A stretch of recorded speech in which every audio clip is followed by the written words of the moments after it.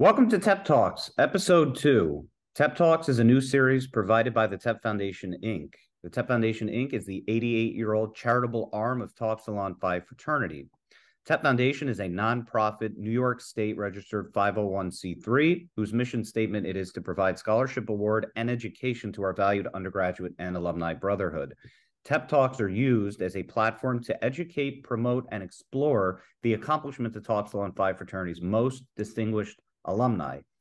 That said, our second guest to our new show is former Consul Gerry A. Denmark. Gerry, how are you? Hi, Jason. Nice to be with you. Well, we're glad to have you. So we're going to start this very simply with your background. We're going to talk a little bit about where you grew up and what you studied and where you're from. So could you tell us a little bit about that? Sure. I'm a native of Queens, New York City. After my childhood, we moved to Freeport, Long Island. And I ended up going to LIU in Brooklyn, starting in 1966, then transferred after 2 years to Hofstra University, where I graduated in 1970. I joined TEP at LIU in my freshman year, and then transferred. When I did transfer to Hofstra, there was a local fraternity, a large local fraternity, Sigma Alpha Sigma, which was thinking of affiliating with TEP. All the locals were going national, and I met with them at Sid Sontag's request. Sid came in and made a sales pitch, if you will, as to why they should join TEP. And they voted overwhelmingly to affiliate with TEP and become Sigma Alpha Sigma chapter. So can you maybe explain a little bit about who Sydney is? So our first guest, Sure. Leo Gordon, also mentioned and referred to Sydney Sontag. So could you maybe explain a little bit about who Sydney was very briefly? Sid Sontag, who was known as the Bald Eagle, was the executive secretary of TEP for his all of his adult life. After World War II, he became executive secretary. Prior to the war, he pledged at Fordham University, was active with the fraternity there, and then entered World War II in the Army as a private. He left the Army at the end of the war with the rank of corporal. I'm sorry, of colonel. And it was a field promotion. He was a colonel, and he was recruited to become the executive secretary of Tau Epsilon Phi, and he grew the fraternity from very modest number of chapters after the war to almost 100 chapters when he retired. Wow, that's incredible. Yeah. And so what attracted you to want to join them? What attracted you to want to join TEP? Can you think of anything specific that stood out to you? Yeah, I really didn't know one national fraternity from the other. There were, I think, 7 or 8 at LIU in Brooklyn. And the reason I joined TEP is primarily because I was rushed hard by them, along with my friends, and they kept after us. And I liked the guys we met at the different rush functions. I liked them a lot more than I did at other fraternities' rush functions. And so we all, as a group, my friends and I, about 6 of us, affiliated, became pledges of TEP. And what year was that? That was in the fall of 1966, and we got initiated, I think, December or January of 67. And can you tell us a little bit about what your memories were? Do you have any fond memories, possibly some stories or anything that stood out to you during your time at the chapter? Sure. Well, I was with 2 chapters, as I said earlier. One was Phi Lambda at LIU, where I got my initiation, and then at Sigma Alpha Sigma.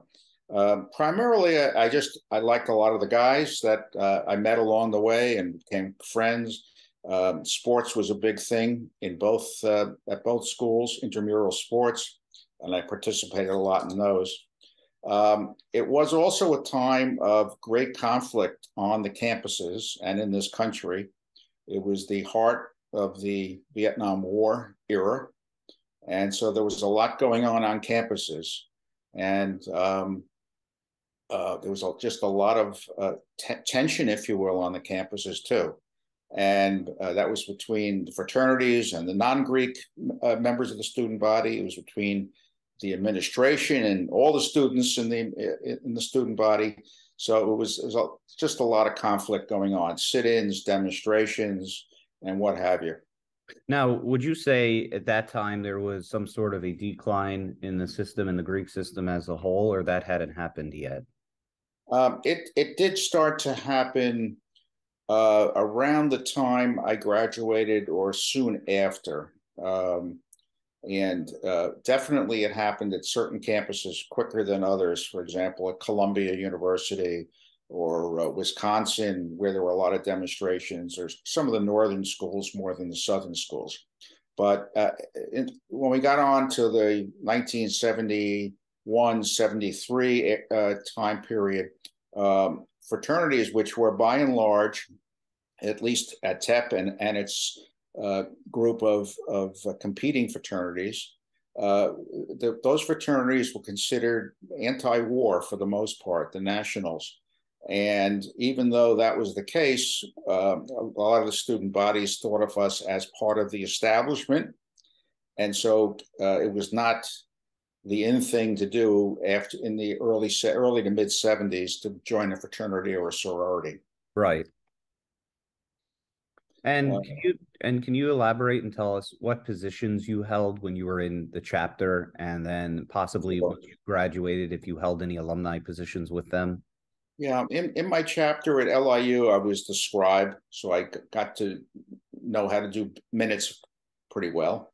And at Hofstra, the only office I held there was Rush Chairman. I really enjoyed doing that, and I had to take great pride in the fact in my junior year at Hofstra, as Rush Chairman, with the help of a lot of my brothers, we recruited a very large class. I think it increased the size of the chapter by more than 50%. So wow, we were very pleased with that. Yeah, that's cool. Big jump. And when you graduated, did you do anything with the alum of the group? Well, in my senior year, I went to the TEP convention, and it was the first year that they were going to allow, in fact, recruit undergraduates to be on the Grand Council. So I think there were 5 openings, undergraduate vice consul and 4 at-large members. And I was one of the fortunate 5 that got elected. I was elected as a member at large. And so that got me on the Grand Council. And that really started in earnest my involvement with the national fraternity.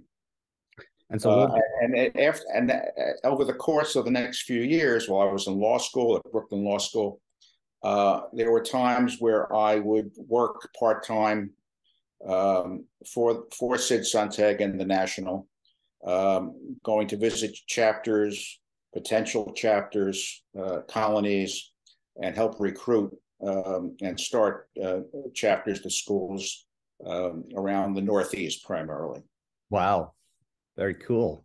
And so when you graduated, you mentioned you went to law school. So can you talk a little bit about what your professional career was, and the different positions possibly you held during that career?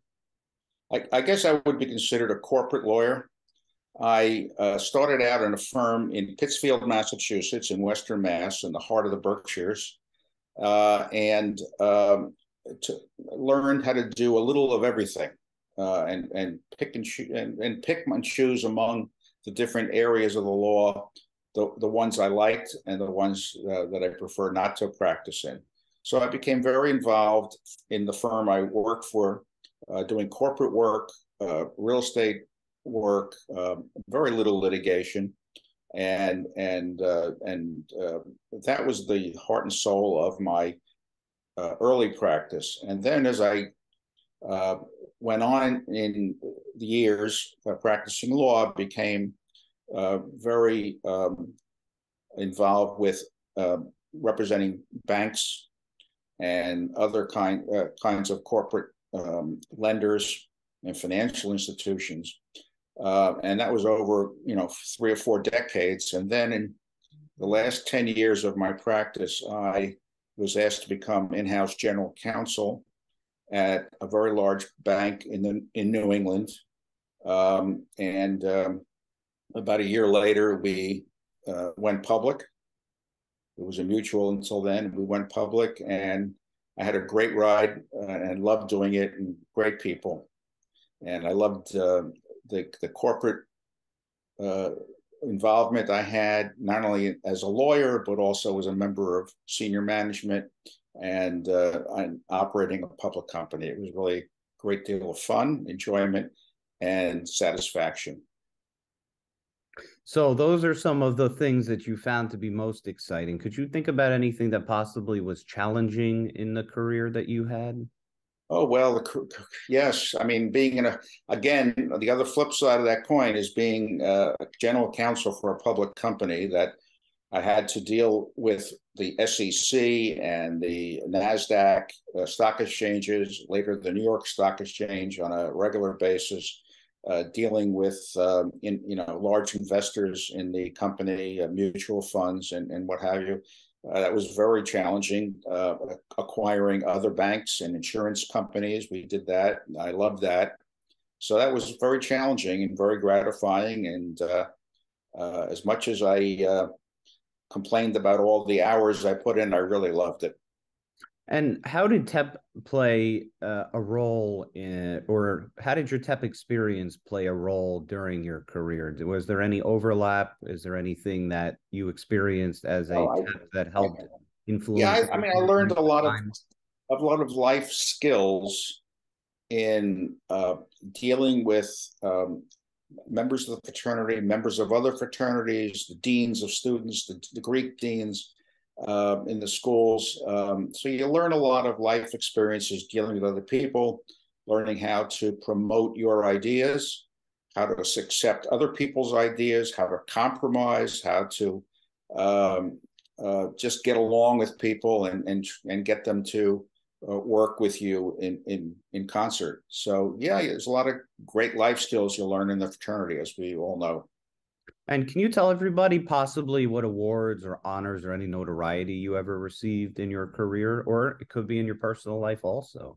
Well, as an undergrad, as I was graduating, I was awarded by TEP and the TEP Foundation the A. Harold Frost Award, which was given to graduating students who were going to go on to law school. And it was a great experience because now I got a small cash award for that, but I also got the recognition from the National, which was very gratifying. And at Sid Sontag's strong suggestion, I called Mr. Frost. I was very nervous about that.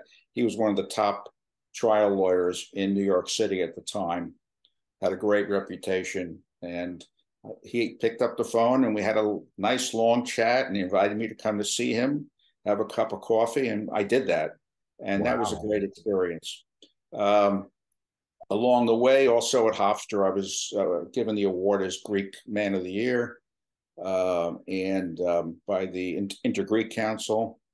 And it also, I say the fraternity experience also got me to get involved in nonprofit and charitable work in the community. And I did a lot of that. I became president of my synagogue for a total of 5 years.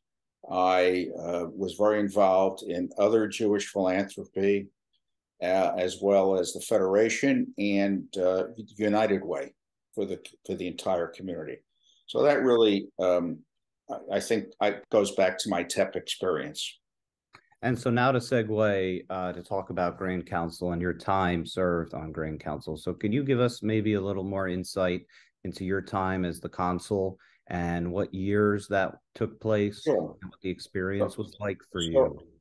I worked my way up into the chairs, as we used to call it. Maybe they still do. And after 2 or 3 years of terms, I should say, as a vice consul, in 1985, I was elected consul of fraternity.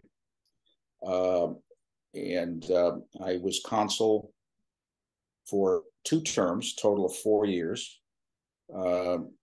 Preceding me were Al Versace, and then right after Al was Bud Schiff, and then after me was Stu Blumberg. And after my 4 years as consul, I became president of the TEP Foundation, Inc. I did that for 2 years. I had been on the board for quite a long time before that, but that took over the presidency at that point. And can you talk a little bit more about the foundation? Can you tell us possibly what the experience was there as well?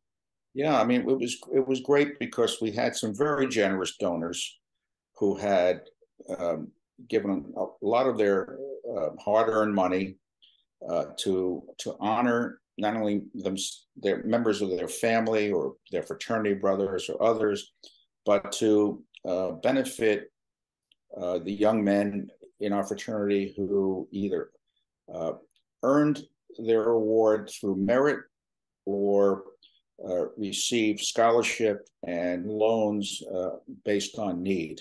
Mm-hmm. So that was really gratifying. We had just a great experience doing that. I loved it. And could you also possibly talk a little bit about the book, The History of Tau Epsilon Phi, 75 Years of Friendship? For those that don't know, if and when you purchase the book, which we're now reprinting, Gerry is on the second page. And so possibly you could talk a little bit about that since you're memorialized in the book. Well, Sid Sontag wrote the book in its entirety. He did it from memory. And it was published in 1985 by the foundation.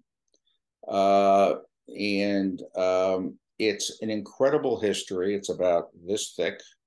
And he goes back to the very beginning, not only of TEP, but the very beginnings of the Greek system on the college campuses, and then goes right back and then starts at the founders of TEP and takes it all the way through to 1985. And it's an incredible book that was written, as I said, virtually from memory. He had a mind like a steel trap, and he remembered names, places, and dates like nobody I've ever known. And since you're a current trustee, you're currently on our board of trustees. Could you talk possibly a little bit about that and what that means to you today, having been involved, been a national president of TEP National, the international consul, but also currently being involved to this day? Well, I think I bring mostly a sense of history and linkage between the old and the new. I'm very pleased to be on the foundation board. I think we have some great things that we're doing and plan to do in the future. We'd like to raise some more money to do those things, not only to help individual members of the fraternity, but also the national fraternity itself, helping support programs of the national and individual chapters. So let's talk about how Tau Epsilon Phi has impacted or contributed or influenced your life overall. Oh, TEP has been a part of my life since I'm 19 years old. So, it's in my very being. My wife Lynn went with me to every convention since we're married. We took our little kids there. And they were always used to going to TEP conventions. And it just gave me a sense of how to work, as I know I'm repeating myself, but how to work with people, how to think things through. And, it's like having a second wife, if you will. My wife not here in this room. She didn't hear that. Yeah. So, again, having been involved for so long, what would you say are some of the things that really have stood out to you over the years, perhaps about the fraternity itself? And maybe that's a complicated question, but I'm curious since you would have. It has great resilience, and that's because of the dedication of so many people old and not so old, that have kept the ideals of fraternity alive and kept the fraternity alive. I think we've got some great leaders in the past few years at the national fraternity level. And I think we've got some great leaders coming up in the line of chairs on the Grand Council board. I've also run into a number of undergraduates. I'm in Florida, so I get to see a lot of undergraduates from time to time. And I'm just very impressed with the quality of the undergraduate student. So as we wrap up, Gerry, as a distinguished alumni of TEP, what is your message to the Brotherhood? Well, it may seem like a cliche, but certainly treasure your time in college. They're great years. May not seem like it now, but they really are. Treasure your friendships. They can become lifetime friendships. In terms of your careers, whatever life may take you, as my grandfather Jack used to say, always take your work seriously, but never yourself. So I try to live that way. Wrapping up the interview, Gerry, I wanted to just finish on a high note and talk about your involvement with all the past consuls, and kind of, can you explain what that is to show and prove the point that being a brother of TEP is not just a 4-year endeavor, it's truly a lifelong endeavor? So we have a group of 7 of us. It includes guys like Al Versace and Bud Schiff, myself, and my successors in office, Stu Blumberg, David Steinberg, Leo Gordon. And then we have a pledge, as we call him, Jonathan Seidel. John was the executive director of the fraternity for a number of years. We've adopted him as our pledge. So we have a group that gets together on Zoom calls every 2 to 3 weeks.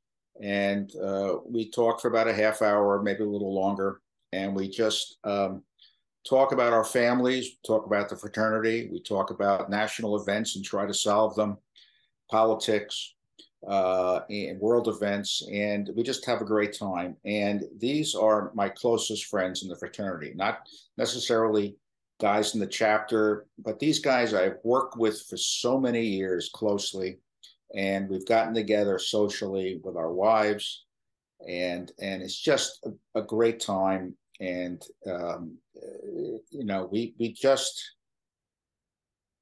we have this relationship that's really hard to describe, but we're as close literally as brothers, and we know each other's kids and grandchildren, and it's just a wonderful experience we've had. Well, that's awesome. And we're so glad that you do that. And I want to thank you so much. It really was an honor having you as our second guest on the show. So I want to thank you so much, Gerry, and for everything you've ever done for the fraternity. Thanks. My pleasure.